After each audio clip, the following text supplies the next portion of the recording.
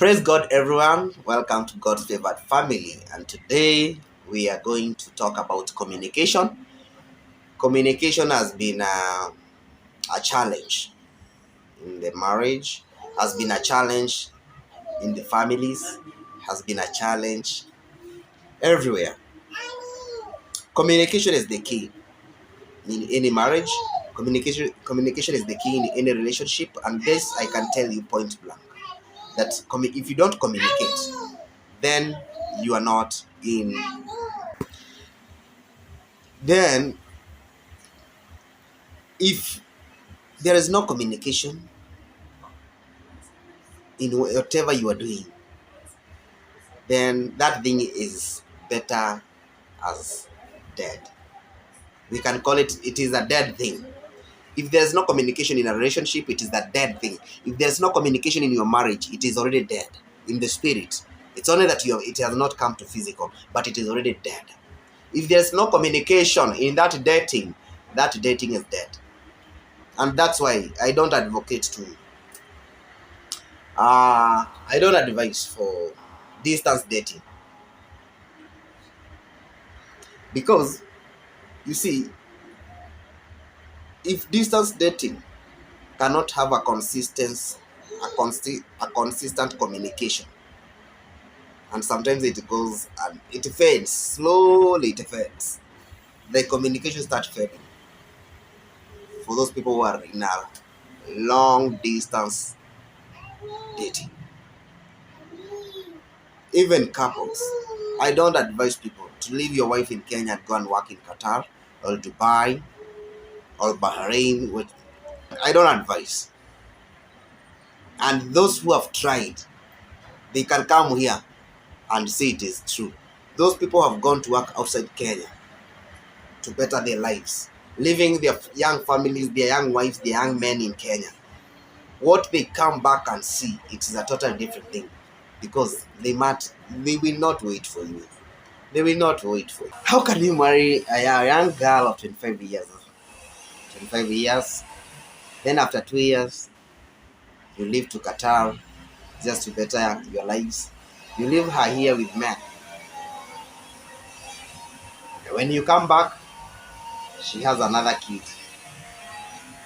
You left her with one kid, and when you come back, you get another kid. It's not a surprise. It is normal.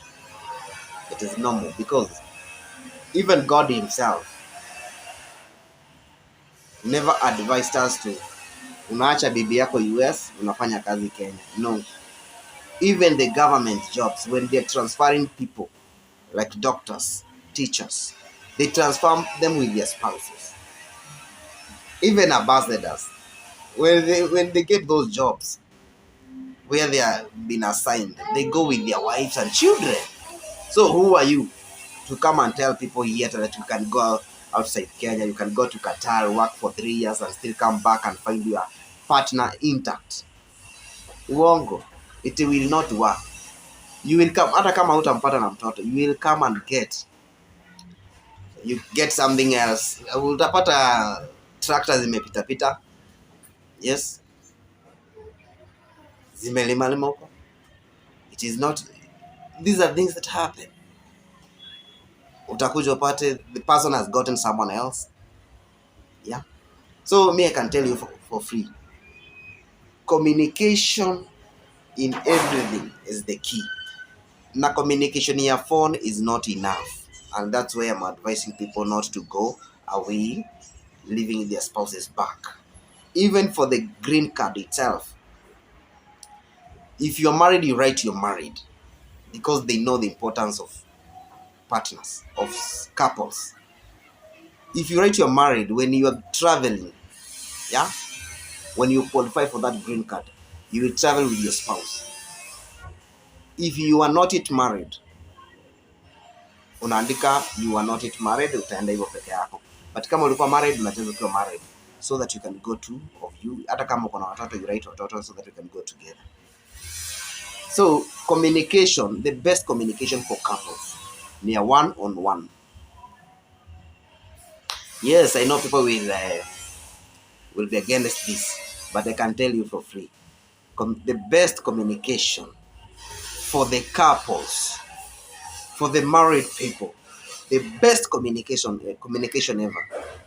It is one-on-one communication, not through phone calls, not through letters, not through people. It is one-on-one, because one-on-one people will talk their mind, unlike on phone. Like someone can call you and names on phone, of which he or she cannot do it one-on-one. Someone can call you a warlock on phone, but when she is there, she cannot call you. When she is there with you, she will call you good names. Yeah, even if she's angry, even if he is angry, he cannot do that when you are there one-on-one. For those who does it is okay. Just few elements. We cannot lack the element. We can do that, but most of the people cannot do crazy things one-on-one.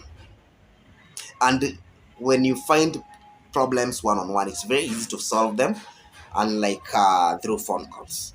Like when I want to, personally, when I want to discuss something very crucial, I prefer it one-on-one, not through phone calls. So the best communication, it has not changed. The one that our forefathers started it was a one-on-one communication. And people have gone to phones, people have gone to WhatsApps, people have gone to Twitter, all those social medias. People have gone to those sites.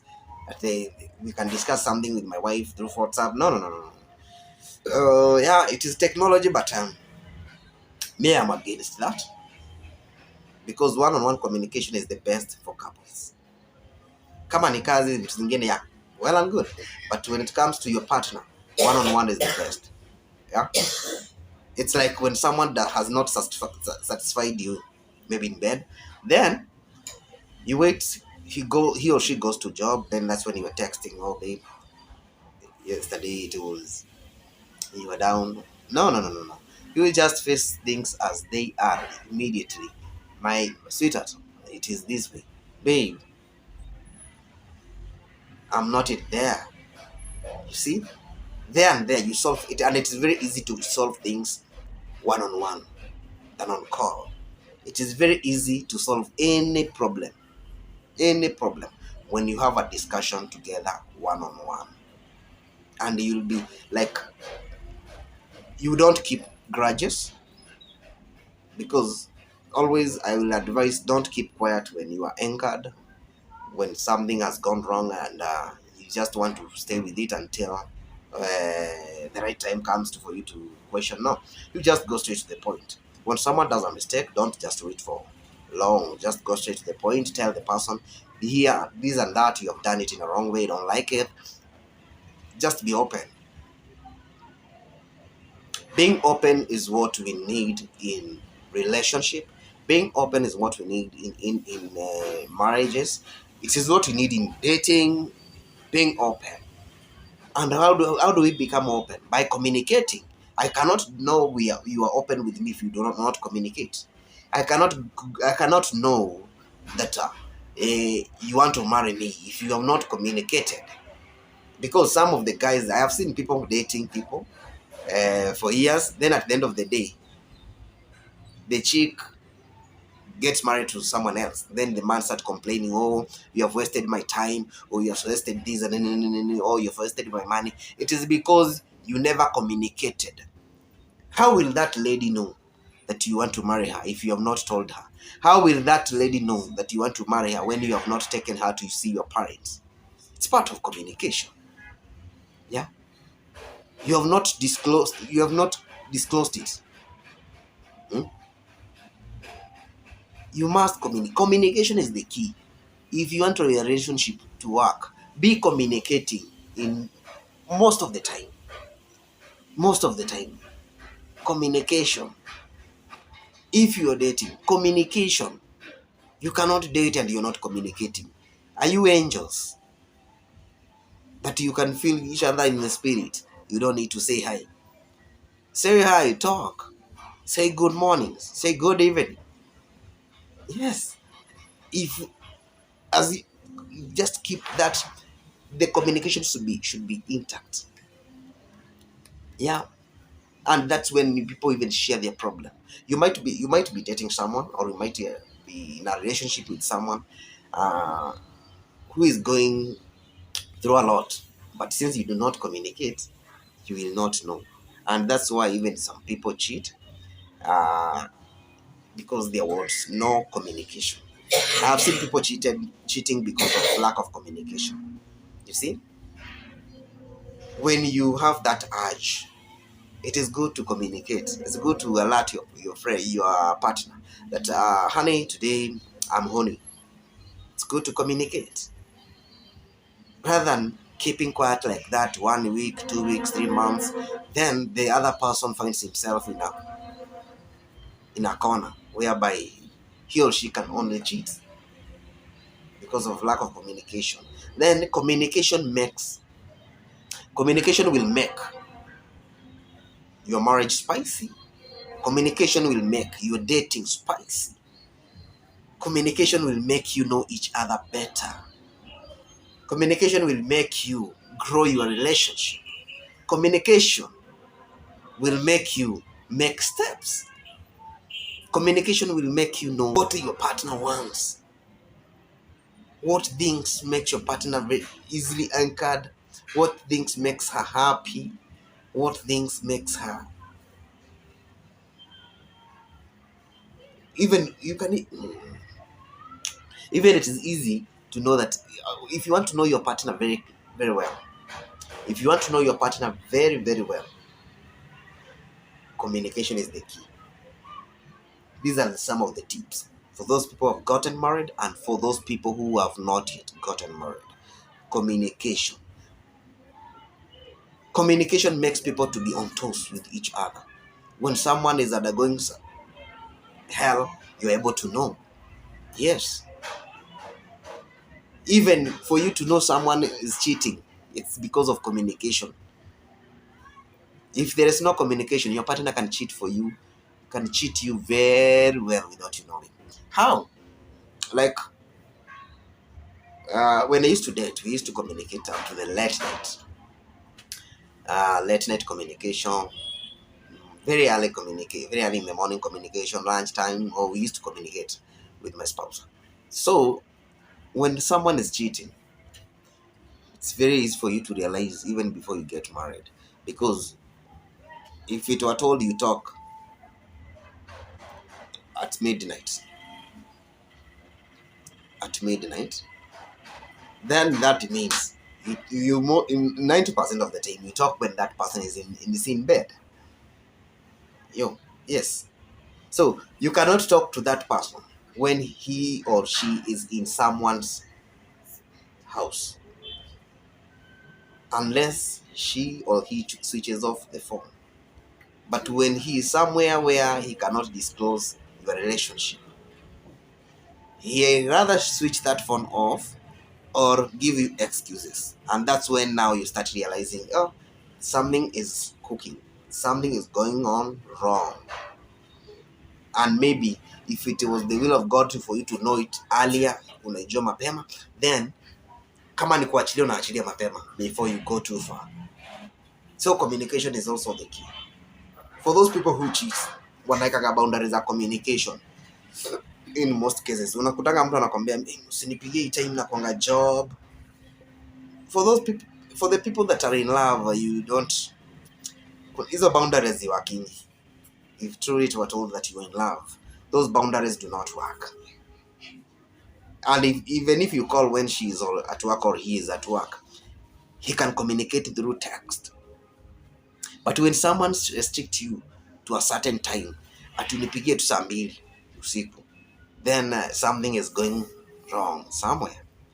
You're able to realize those mistakes just because of communication, and as early as that in any relationship.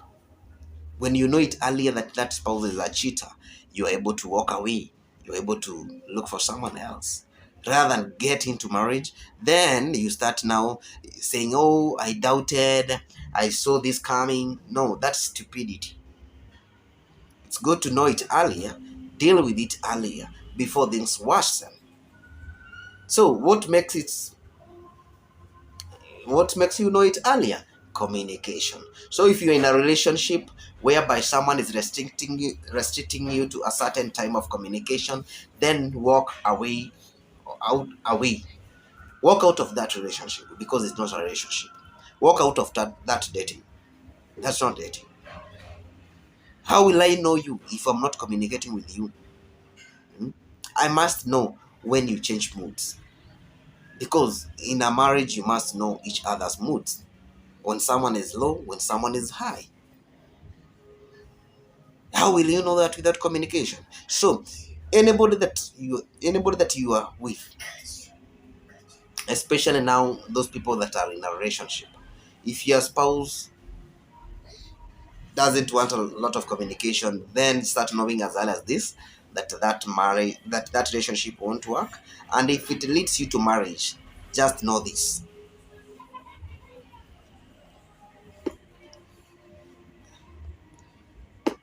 And if it leads you to marriage, just know this.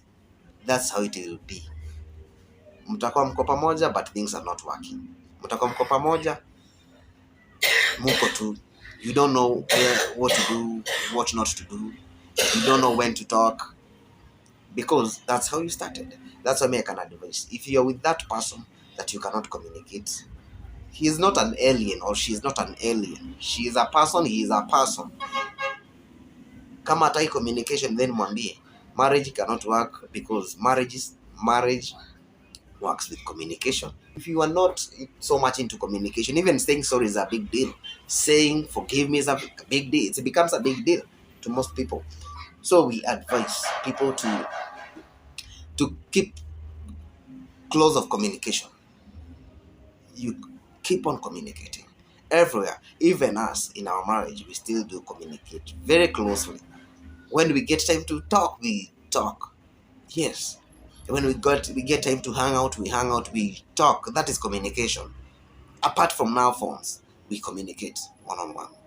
For those people who are in marriage and you got yourself there and umerealize hizi vitu ziko, just work on your marriage, work on your partner, tell him it's good to communicate, because sasa lazima uanze kuintroduce like ni kama kitu mpya. You're introducing like food to a child who has never taken food. So you start it pole pole. Then as you go by and by, utajipata you are now communicating.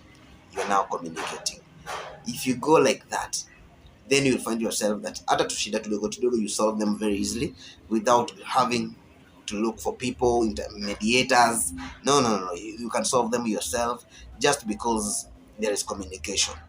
And you will find that in your marriage, hakuna grudges, because you communicate. When someone does something wrong, you just communicate immediately. No, I stop that. I don't want it. You communicate. And your marriage will be spicy, will be live. There are some marriages, they're like, it's as if they're dead already, because people do not talk. A husband comes in, a wife, people are like robots in the house. You cannot even know that there is people in the house. They are not talking. Yeah. Even watching movie together, it's communication, because you will always comment. Hey, look that, look this. Yeah. Communication will bring life into your marriage. So that is the only way that you can help yourself out. That is the only way why communication is the key. We advocate communication is the key. Communication is the key everywhere. Even at work, you cannot work really while you do not communicate. Even the boss himself, the boss has to communicate with the juniors or the workers. Yeah. How will the workers know you want the reporting time to change when you do not communicate? You must communicate.